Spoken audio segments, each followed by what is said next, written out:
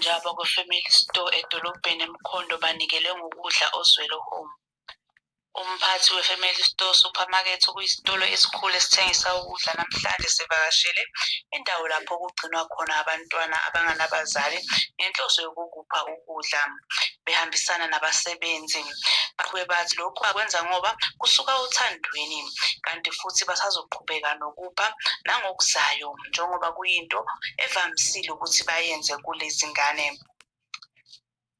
Sibe sesikhulumisana novela iFamily Store nochaze kanjena.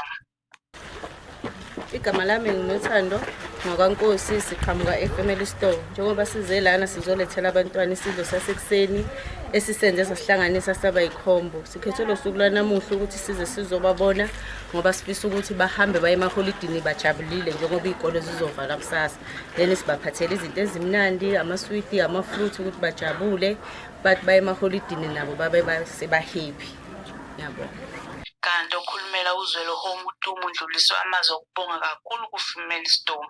Kanti yena uchaze ngokuthi lesi sitolo kuhlale kuyisitolo esihlale sibasiza ngaso sonke isikhathi uma becela usizo. Ikakhulukazi uma ingane sezivala esikoleni zibheke emakhaya. Naye uTumi ubeke kanjena.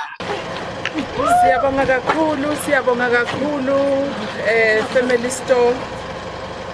Niphinde nakwenza futhi nihlala nisenzela kahle.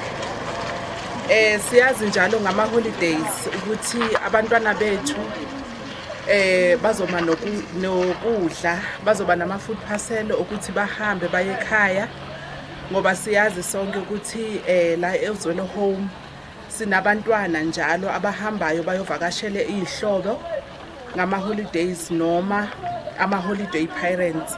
But senza ama-calls noma sicela ama-donations bayasivelela. So siyabonga kakhulu ningaphela amandla. I-partnership yethu nani inkulu kakhulu iyenza i-different enkulu ebantwaneni. Siyabonga. Indabeni zephephandaba ezomphakathi ngingupopotshi Mahlobo eSimelane.